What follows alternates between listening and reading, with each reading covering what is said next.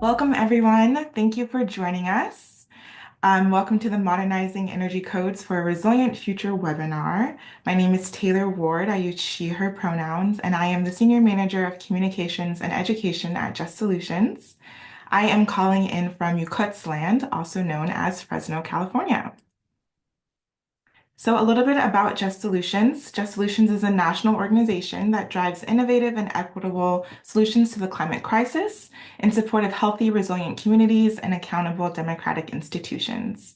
We ground our work in the broader movement for environmental justice and the guiding principle that frontline communities most harmed by climate change should lead in creating and implementing solutions.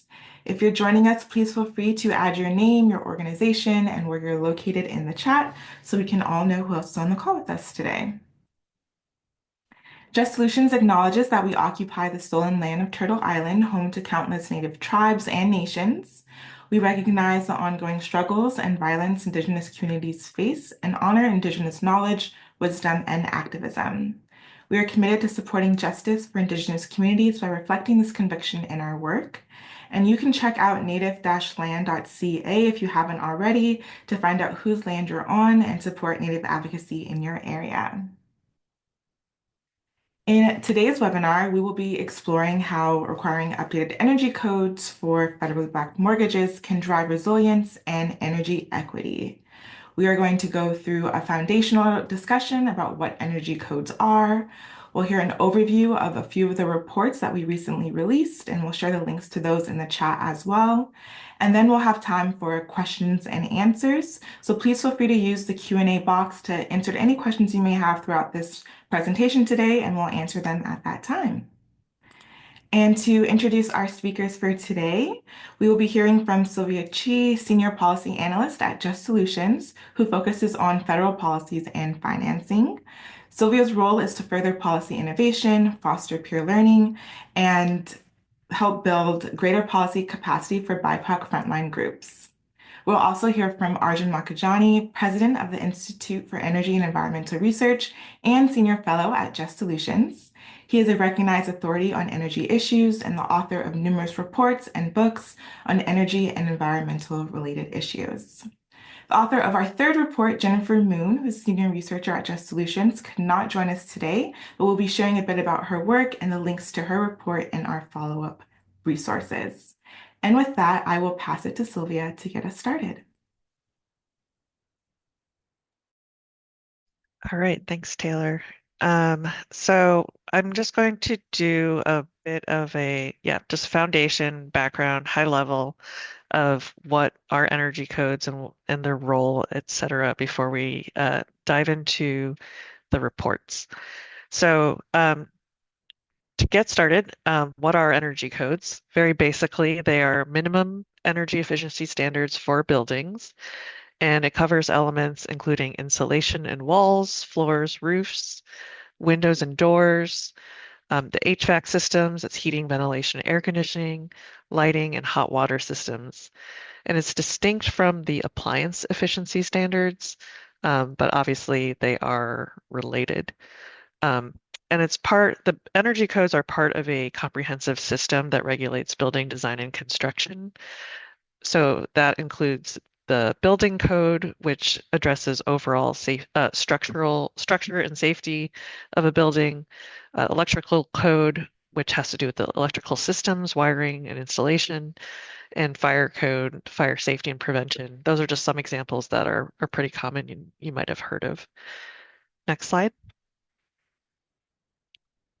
So why do energy codes matter? There are a lot of kind of obvious benefits that fall under a couple of different categories, including environmental benefits. So obviously reducing energy consumption and greenhouse gas emissions.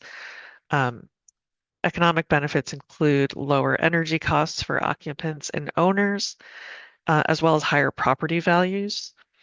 And in terms of health benefits, improved comfort and indoor air quality. And as many of you have probably have are probably aware, buildings account for 40% of the energy consumption in the United States. That's across both residential and commercial, and also accounts for the electrical system energy losses when they're delivering electricity to buildings. Next slide. Um, so how do energy codes work? We're not going to get into the weeds on this, but in general, there are model codes that are developed for different categories of buildings. So the IECC code applies to low rise, which means up to 3 stories buildings, and it's primarily residential, but also includes commercial. ASHRAE codes generally apply to commercial buildings that are 4 or more stories high. And they're both updated every 3 years, and they're slightly staggered so that they're not both updated on the same year. There are also climate zones that are built into these codes, so that accounts for variations in climate by region. And then the way that it gets operationalized is state and local governments adopt these model codes, and then they often also make local adaptations and amendments. And then in terms of enforcement, basically that works through permitting and inspections. So in the case of new construction, that happens in the plan review stage before the permit is issued, the construction permit. And then there are various inspections that happen at key points in the construction process to make sure that they're conforming to the plan. And then in terms of like renovations and retrofits, a permit it's basically the same process, and the permit requirement is triggered by surpassing a certain threshold for substantial alterations, and that threshold varies from jurisdiction to jurisdiction. But generally, minor renovations don't trigger that kind of permit requirement. Next slide. And in terms of equity and resilience impacts, as I'm sure a lot of folks here are aware, low-income households and people of color have both higher energy burden and energy insecurity. So energy burden means that these households spend a higher percentage of income on energy bills, and energy insecurity is a related but different concept about the inability to adequately meet household energy needs. That's modeled after the food insecurity concept. Um, Generally, people of color and people with lower socioeconomic status disproportionately live in less energy efficient housing and have higher energy use intensity. And then renters have limited access to energy efficiency improvements. And historically, redlined communities have a disproportionate exposure to heat pollution and long duration power outages, among other things. All of this just adds up to the fact that these communities, low-income communities and communities of color, have less capacity to adapt to climate change effects, power outages, and disasters. And energy code requirements can help address these disproportionate burdens and improve community resilience when implemented along with targeted incentive and assistance programs. So that was a very brief intro to energy codes, and I will pass it over to Arjun.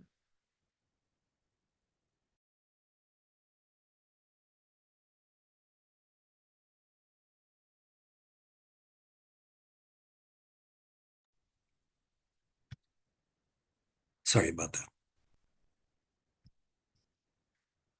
See if I can go to presentation mode.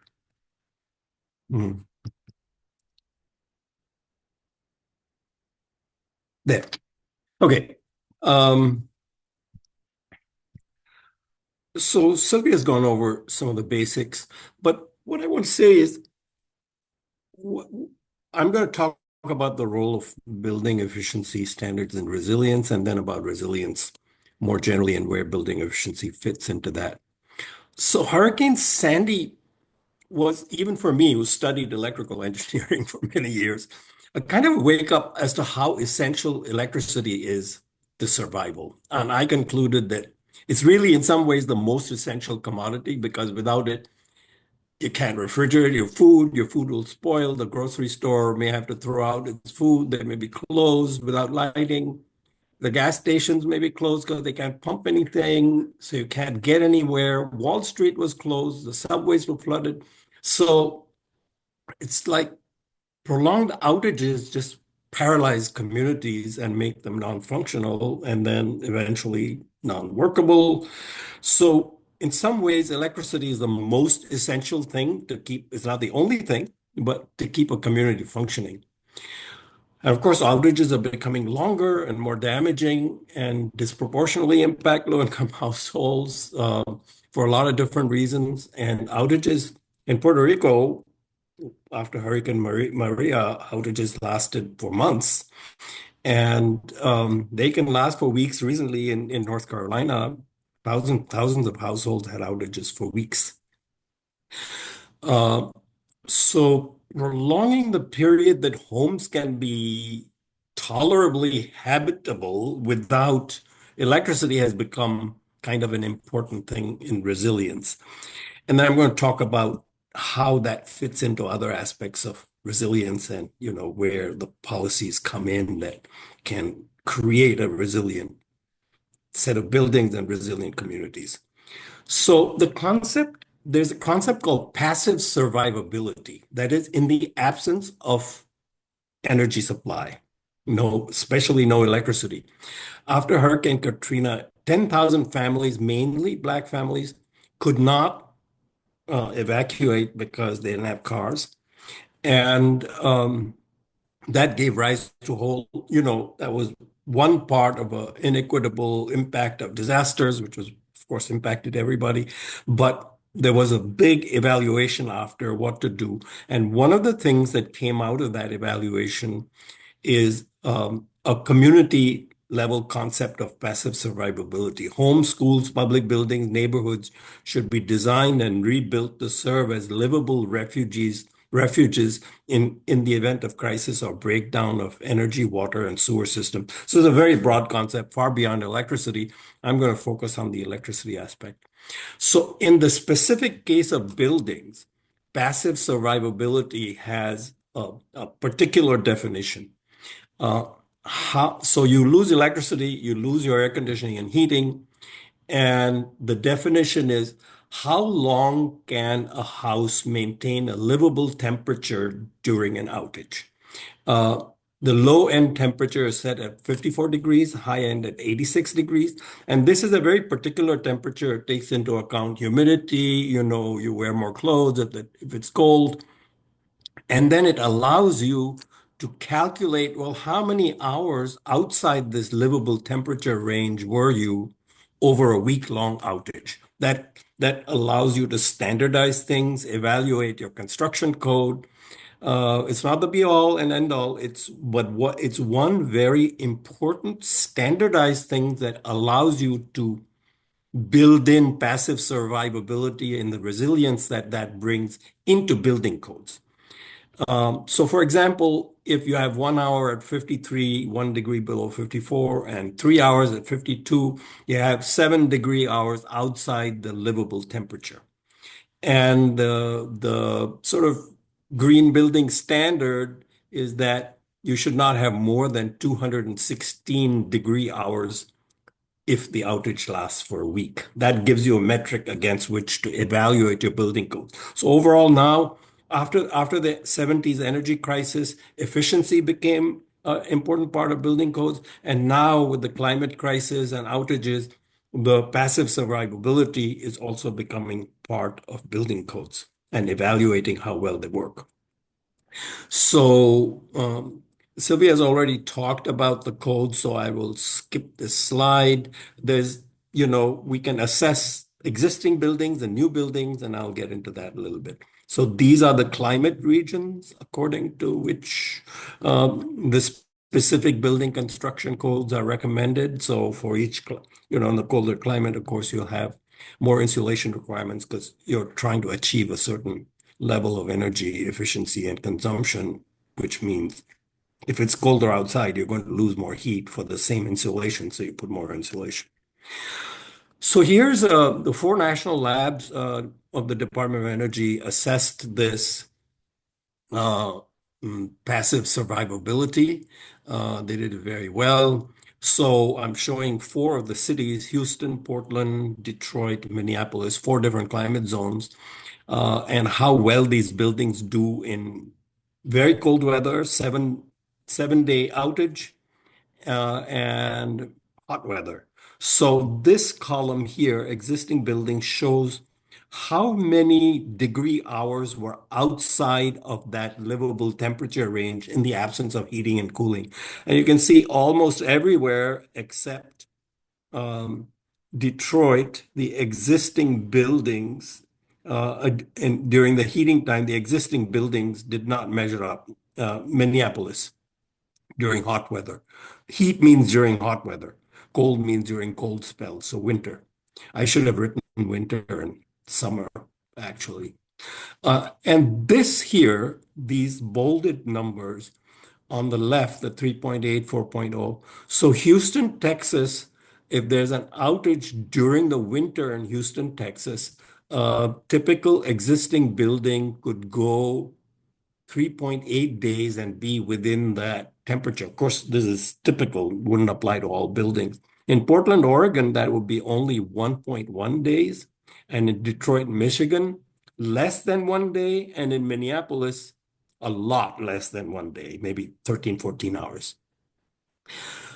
This, if you adopted the IECC 2021 code, which is the most recent one, the survivability in Houston, Texas would increase nearly to 7 days.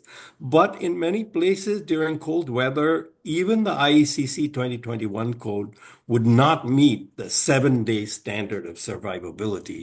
Your degree hours outside that would be more than 216. So IECC 2021, very important, should be adopted, and I'll mention the economic aspect soon, but you need more than that in many circumstances. So the same report also assessed benefit costs. You know, your benefits are lower bills, the costs are higher construction costs. But the higher construction cost for new buildings are actually pretty small. This is for new low-rise buildings, and they also evaluated the high-rise buildings. And generally, there's a very strong case. Benefit cost ratios were quite a bit more than one, ranging from a little bit over 2 to more than 6, which says you could even have stronger standards than IECC 2021 and still have benefit cost ratios more than one.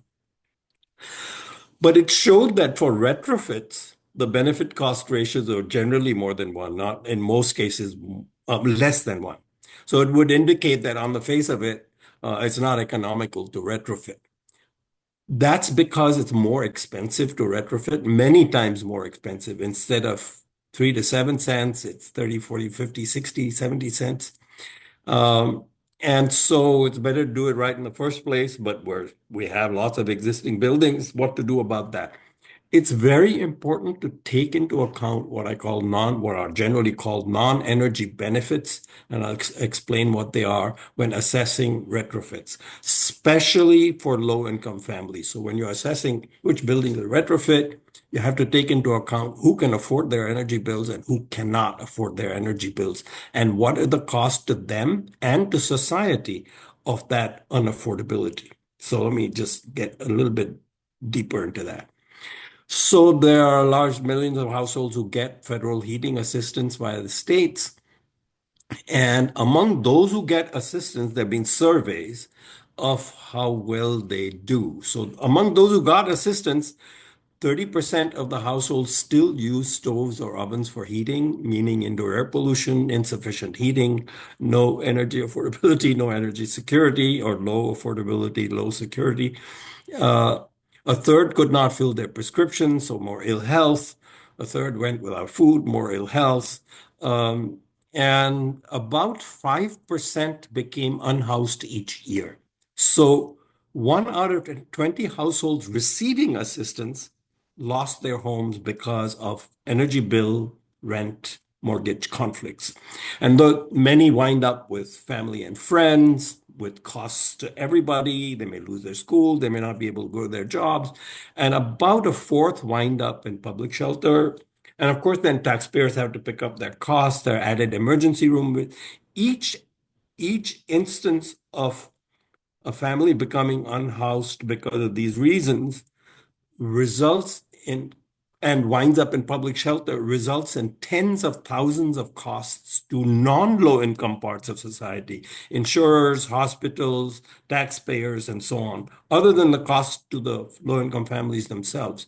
So if you reduce energy bills by lowering costs, one of the ways to do it is by retrofits. You're going to have enormous benefits. I don't have time to go into some of the details. They are in my brief, and you can read that in my brief, and also there are plenty of references about how the benefits of reduced bills that are not accounted for simply in the lower bills compared to the higher costs of construction need to be taken into account. And generally, they are not included in current policy. So habitability, now resilience has to go beyond passive survivability. You have to be able to cook. If you're wealthier, you may be able to order a takeout or go out to eat, or go to a hotel. But if you're stuck at home, you can't afford a hotel, you have no way to cook, you have electric cooking or want to electrify cooking, you lose the food in your refrigerator, it's going to be an extremely, extremely difficult economic burden to survive long outages. So you need some electricity supply, especially in low-income households, the ability to cook, some lights, you know, to keep the food fresh or cool in the refrigerator. And then there's community resilience, emergency shelters, people go that do not have any way to stay at home if it's too cold or too hot. Grocery stores, you want electricity so they can keep the food frozen and cool, etc. Gas stations, you can't pump if you don't have electricity. Emergency response facilities, hospitals. So, and if you want to combine that with decarbonization, you need a lot of distributed solar capacity and storage to be able to provide uninterrupted power. That is power during the outages to essential facilities. And of course, if your emergency shelter is more efficient, if you have a good building code, you're going to need less distributed energy for it to operate as a shelter. So building efficiency codes are even important to increasing the value of other types of resilience. So updating my conclusions to finish are updating the efficiency codes regularly is very important. We've added passive survivability and resilience to our efficiency ideas and lower bills since the energy crisis. It's very important to build this into policies, state, local, national. IECC 2021 important to go beyond it. In places like Minnesota, very cold climates, you might need a very low energy consumption heating systems like geothermal networks. That is important to bring up the resilience because very difficult to achieve it with insulation alone. Essential to take non-energy benefits into account. And very important, we need a holistic approach to resilience. We need this distributed renewable power supply along with building and passive survivability considerations. But I'm sorry to tell you that a holistic approach to resilience is not in evidence in our decarbonization planning today. They're in separate compartments, distributed and decarbonization. So that ends my presentation. Over to you, Sylvia. Thanks, Arjun. Okay. So my brief was about energy efficient mortgages and the opportunity for environmental justice that is related to the Greenhouse Gas Reduction Fund. Next slide. So I'm going to start off by describing the role of, or describing what government-sponsored enterprises are and how they can play a role in this, and then move to what's happening, what can happen through the Greenhouse Gas Reduction Fund. So Fannie Mae and Freddie Mac are two entities you may have heard of, but I know in my case, I've heard of it. I've heard of them many times in the past and could never really remember what they were or what they did. So I'm just going to specify and define what they are now, just so that we're all on the same page. So they're called government-sponsored enterprises, or GSCs, which is a category that includes both Fannie Mae and Freddie Mac, but also a few other entities. We're going to focus on Fannie Mae and Freddie Mac. Their goal in general is to improve access to credit. They were created by Congress, and they carry an implicit guarantee of federal government backing. They always say very explicitly that they are not actually, they don't actually have an express guarantee by the federal government, but they're generally always interpreted as being uh, it being possible that the federal government can bail them out.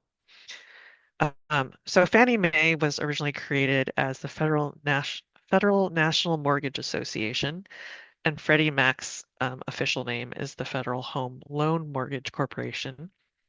They're both currently privately owned, so they're not owned by the federal government, and in fact, they're publicly traded companies.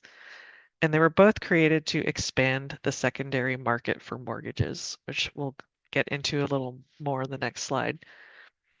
They both have an interesting relationship with another entity in the federal government called the Federal Housing Finance Agency, the FHFA.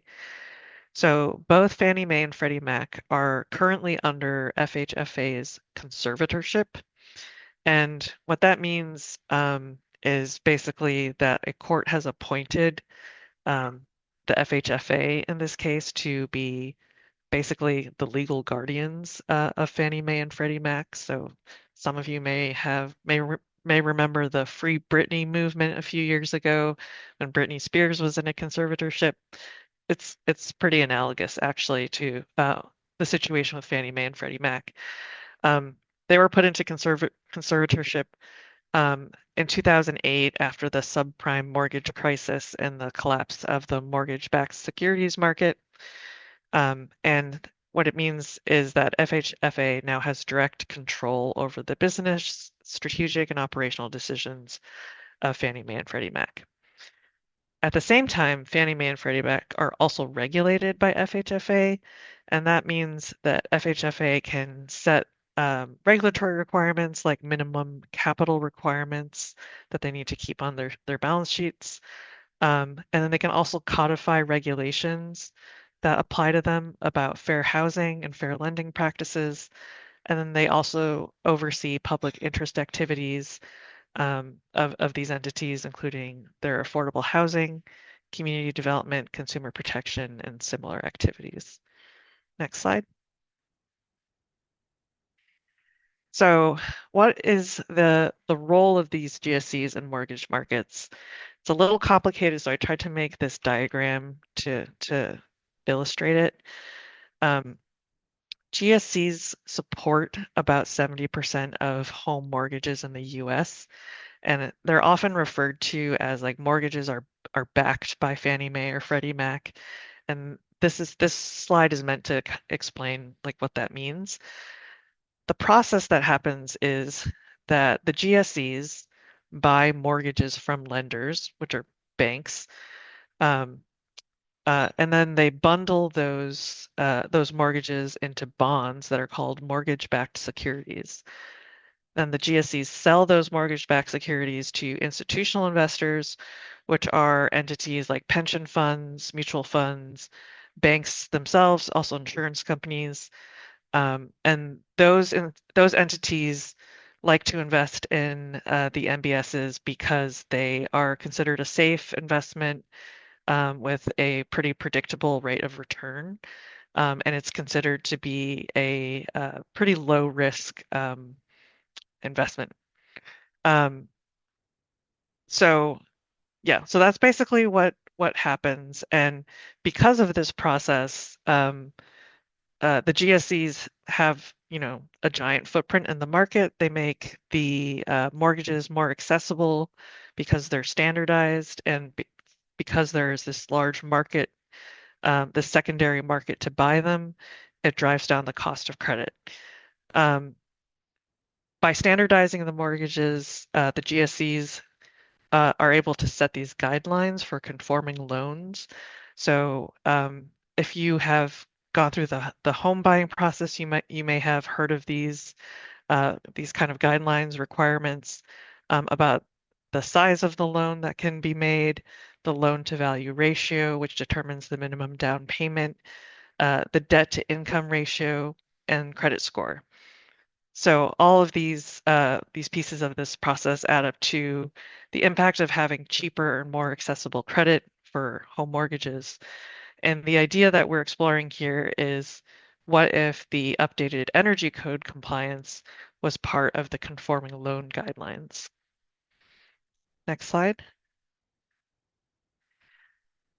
In terms of green financing, the GSEs have a fair amount of experience with green financing.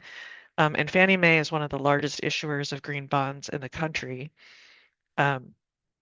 Green mortgages that are offered by Fannie Mae offer lower interest rates to borrowers, and that's because uh, homes with energy efficiency that meet these higher standards have a lower risk of default overall, and that's in part because of the lower cost of operating these buildings.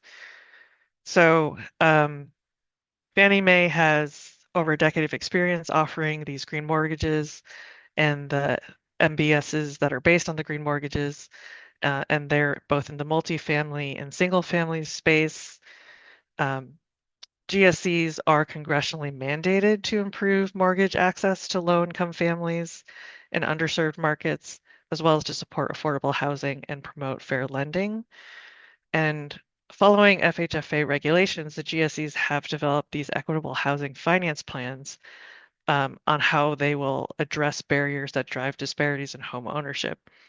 And the picture there is of the Fannie Mae's equitable housing finance plan. FHFA used to have links to all the GSE equitable housing finance plans until sometime in the past week when they got taken down, and you can no longer access them from the FHFA website, but you can still get them from, for example, the Fannie Mae website. Next slide. So that's the picture of the GSEs and FHFA. The Greenhouse Gas Reduction Fund is a separate program. This is a $27 billion program that was created in the IRA. It's administered by EPA. And there are three programs within the GGRF. We're going to focus on the two bigger ones, or the two that focus on finance. So the National Clean Investment Fund, which is $14 billion, and the Clean Communities Investment Accelerator, which is $6 billion. Together, that is a $20 billion investment of the federal government into jumpstarting a green finance ecosystem in the United States. And those funds generally are to provide financial assistance for qualified projects. And qualified projects is defined in this program to mean basically anything that avoids or reduces emissions of greenhouse gases or other air pollutants. It's very broad. There is also a priority category for buildings, energy efficient buildings, but it can be broader than that as well. Financial assistance for the purposes of this program is primarily loans and other similar financial products Um, there are some grant funds that are also available for pre-development, market building, and program administration. And then the uh, the equity focus of the GGRF is also an important part of the program that presents a really big opportunity. All of CCIA, all 6 billion, is statutorily required to provide financial assistance in low-income and disadvantaged communities, or LIDACs. And then 40% of NCIF, which uh, equals 5.6 billion, is required to provide financial assistance in LIDACs. But the awardees have already committed to invest more than 40%, and that varies from 50 to 75%. So even though there's been a change in administration, um, all of the NCIF and CCIA funds are already obligated and dispersed, so they're relatively safe. Um, and all the definitions and like what counts as a LIDAC and the awardees' work plans are all finalized and executed grant agreements. So it's safer in general than some of the other federal programs that are likely to see some challenges going forward. But uh, the takeaway is generally that the GGRF provides a big opportunity to leverage targeted funding to address disparities at the housing and energy nexus. Next slide. So we know that one of the awardees in the GGRF in the National Clean Investment Fund program is Climate United, and they got almost $7 billion from the NCIF. And part of their plan is to offer these standardized green mortgages for both new single family and multifamily construction. And their standards for those green mortgages are apply to both single family and multifamily. And notably, they are compatible with Fannie Mae's existing green mortgages standards and that have a proven track record of success and sustained growth in investor interest over time. Um, and the goals of this program, this green mortgage plan of Climate United's, is to reduce greenhouse gases, improve indoor air quality and resident comfort, and promote housing stability and wealth creation for historically excluded communities. And this diagram tries to show exactly how their program works. Basically, it is taking what the GSEs are already doing and just kind of inserting themselves as a middleman between the lenders and the GSEs themselves. So Climate United wants to buy mortgages from their network of lenders that they already have relationships with, and they want to buy them at a premium in order to cover some of the origination costs for those lenders, which might be higher, especially if they're trying to target these so-called, harder to reach communities. And then they want to be able to pull them together and sell those mortgages with a top loss guarantee to the GSEs. And that guarantee is just basically they operate a loan loss reserve that is funded by their NCIF grant, so that in case there is any default within those mortgages, they can pay for that out of the loan loss reserve to the GSEs, making it an even safer investment. Next slide. So what are the opportunities in the next 4 years? This whole project came about, this brief came about because under the Biden administration, the FHFA was considering adopting compliance with updated energy codes as a requirement for mortgages backed by GSEs. We know that the current administration actively opposes energy efficiency and attempts to advance equity and address disparities and discrimination. But as I mentioned earlier, the GGRF funds are already out the door of the federal government. They're beginning to percolate. And so there's an opportunity to replicate, scale, complement, make variations on this green mortgage plan that Climate United is proposing. Part of that could be through crowding in private sector participation. State and local or independent green banks or economic development agencies can do similar things to what Climate United is suggesting. And then also green mortgage products can be tailored to specific underserved customers, such as first-time home buyers, or in some cities, for example, in San Francisco, there's like I think it's a teachers, a fund, a loan program to specifically support teachers to be able to buy homes in the city or properties, specific types of properties like community land trusts. One thing to keep in mind in this space is that there's a potentially significant climate risk from mortgages that are underinsured against climate risks. And this is something that's, just I wanted to mention because it's something that a lot of people are talking about, especially in the wake of the fires in LA. So yeah, there's just a lot of potential downside risk in terms of insurance not properly covering the risks of the homes covered by these mortgages.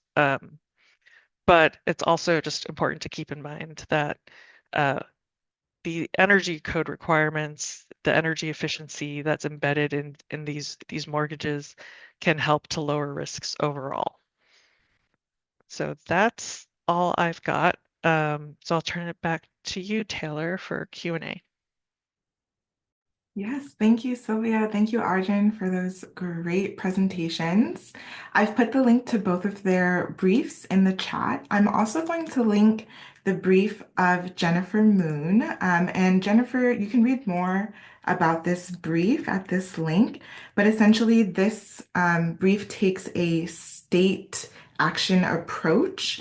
And she looks at how taking state action to upgrade Michigan's residential building energy codes as the state simultaneously embarks upon a campaign to address housing supply challenges and what the cost and benefits of adopting an updated energy code is, particularly for lower income households. So feel free to take a look at that and let us know if you have any questions about that. So yeah, let's dive into Q&A. As I mentioned, if you have any questions, please feel free to use the Q&A box.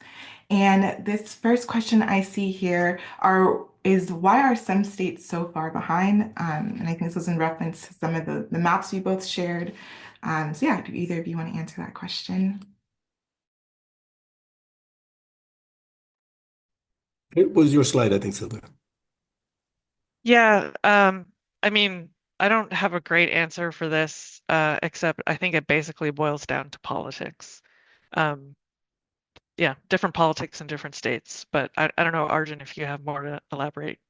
Well, yeah, generally my experience, not in all states, but I've been involved here in Maryland at the micro level on some of these things. And basically, the building industry tends to resist first cost increases, even though it may benefit, make the home more valuable, and so on.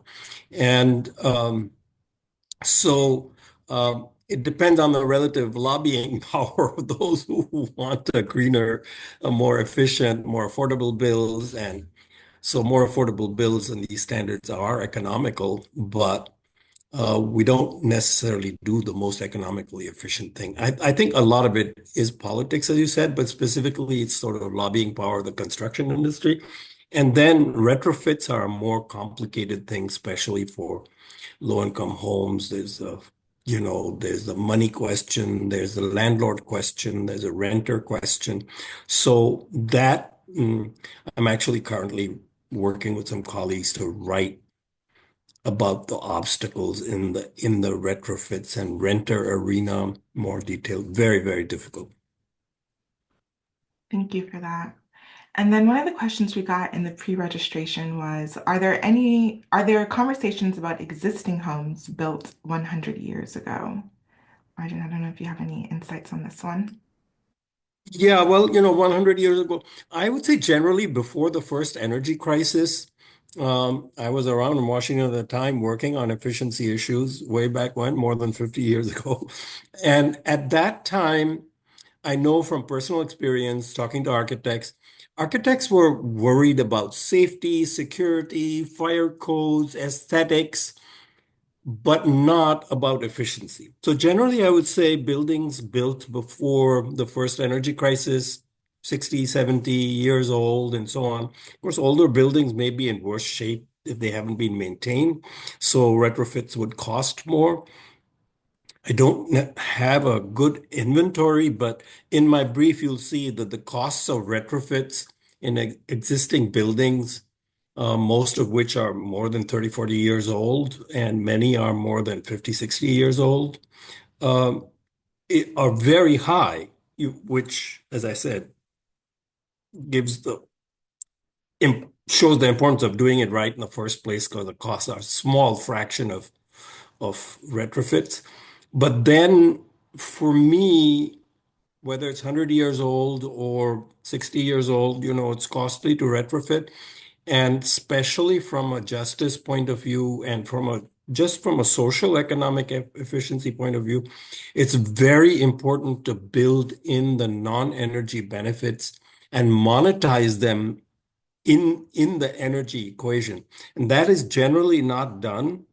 Uh, it's a very, very huge issue because society is suffering a huge amount of losses in not retrofitting, especially low and moderate income homes, not realizing, for example, just the added emergency room visits if you lose your home can be tens of thousands of dollars per family.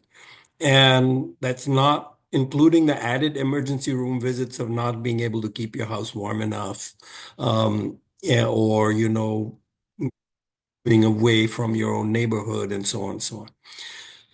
So there's not a easy answer to what to do about existing homes. It's very complicated, and it's even more complicated for low and moderate income homes that are rented. Um, but there are some funds available, although overall they're very inadequate. Yeah, thanks for sharing Oh, that. there's one more thing I'd like to say about standards. There are technical standards and models to calculate the benefits of retrofits, but many of these models will over-predict savings, and they need to be calibrated. What happens? What did you actually achieve? And that the status of actually calibrating the models to real world, what you can achieve, calculating the actual costs and benefits for retrofits is a difficult thing that is still, we need to do a lot more in that arena too. So existing home, very complicated, but more important because there are so many more of them. Definitely. And then I see this question here in the Q&A. They say, I would like to hear more from the panelists around the relationship between mortgages and insurances. Increased insurance premiums are forcing many homeowners out of ownership. They can qualify for the mortgage, but not the high insurance premium, or into defaulting on the mortgages from the Gulf South. I'm curious if the green mortgage model takes into account insurance increases. This is a really complicated question. I'm not prepared to answer it very, very well. I'll say green mortgages themselves, they don't necessarily account for that, because it's really focused on, the standard uh kind of mortgage concerns about creditworthiness, et cetera, as well as the energy efficiency piece. So it's not like built into it. I think there's just a bigger question about like what needs to happen to the insurance industry as a whole, as they're grappling with climate change and climate risks that are not being adequately addressed elsewhere. And that may have to require like bigger solutions, like potentially federal backstop, other public programs, um, reinsurance companies as well have a role to play in that. Um, so yeah, I don't have a great answer for that, unfortunately. Great, thank you. And then a question came in on the chat for Arjun.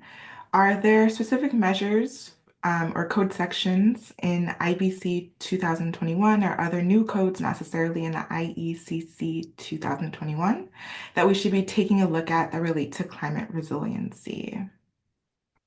Yeah, thank you. I haven't looked at the IBC 2021, so I won't be able to give you a specific answer, but I can give you a general answer. I have, looked at this general problem. So the building efficiency codes in IECC and ASHRAE are just one aspect of building efficiency code. Sylvia already said, there's the building safety, there's the fire code, there's the electrical code, but you are right that now the resiliency added by building efficiency codes is only one aspect of the building resiliency that we need. I recently attended a webinar on, following on the LA fires as to how do you make buildings and communities more resilient to fires. And, there's the building specific fire, there are the materials, there are the clearing the grounds and the 4 feet from the building. Then similarly, there are the flood-related climate resiliency things. And this kind of, in a way, I'd kind of say that we are not currently taking a holistic look at where we are. First of all, this thing has the the age of actual catastrophes has arrived faster than most people anticipated. We're not taking stock fast enough. And and I do think for climate resiliency, as for energy resiliency, economic resiliency, for just to give you another example on the passive survivability question, it turns out that after we've calculated how many people die in disasters like floods and so on in the immediate aftermath, but it turns out that that is a serious undercount because of the economic and community disruption. The total deaths in the aftermaths of climate disasters are multiple times what are reported as attributable deaths. And until we take these numbers into account, we need to have the short answer is we need to have an expansive look at climate resiliency, fire, flood, hurricane structure, efficiency. And I would say when you're considering all these things, the ventilation questions are very important. Should we go to passive house standards? I would say there's a strong case for passive house standards, but that also makes a strong case for having a uninterrupted electricity supply because you need a small amount of electricity. You can keep that house going. The costs and benefits of a holistic approach haven't been well evaluated.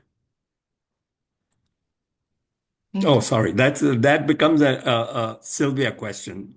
Meant federal regulations regarding insurance, she said. She said, he or she says. The last part of the question in the chat, Sylvia.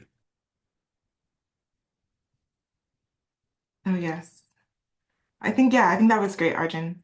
And then one more question. I think we have time for one more. Are there any insights for what's possible to improve energy efficiency mortgages in the South? Um, that's a tough question. I think again, politics is a big part of it. I think in terms of, well, some of the things that I suggested in terms of like variations and scaling of the Climate United Green Mortgage Program, I think could be done um, either like at the state or local level in southern states where there's, the will to do so. Um, I think in terms of uh, like the political will, um, I think part of the problem is that energy efficiency itself is getting politicized, and seen as like an enemy of the Trump administration, for example. So there may be kind of a chilling effect around that. But there, it's an interesting contrast to look at like how building codes about safety, like structural safety, in terms of disaster resilience and being better able to withstand, for example, like hurricane winds. That sort of thing is not as politicized, even though it has the same effects in terms of, or similar effects in terms of raising the construction costs. So I wonder if there's something there in terms of how you frame the energy code resilience uh, connection. That's great. Thank you. If I could say a brief thing about politics, something we don't, in my experience, take into account well enough is that the plight of rural people is very much the same. They have somewhat different resilience issues because houses are more scattered or communities have much lower densities. But overall, the kinds of issues are pretty much the same, and we're not um, addressing the rural and urban issues holistically enough. Energy is often more unaffordable in rural areas because people have got propane, they've got, mobile homes, and so on and so on. And I think the rural-urban integration is as necessary as we consider resilience and, policy issues. And also politically, I think it would benefit us to do that better. Yeah. Thank you for that, Arjun. And that brings us to the end of our time. I want to thank everyone for jumping on with us today. And thank you, Sylvia and Arjun, for sharing your insights and your great research and your briefs. We also want to thank the American Council for an Energy Efficient Economy, or ACEEE, for funding this series of reports. We'll share more links about their work in our follow-up materials, as well as all the links we shared today in the chat. I've also dropped the link to our post-event survey, so please go ahead and fill that out. Let us know what you enjoyed about today's event, and what other events would be helpful for your work and advocacy. And with that, I hope you all have a great rest of your week, and we will talk soon. Thank you.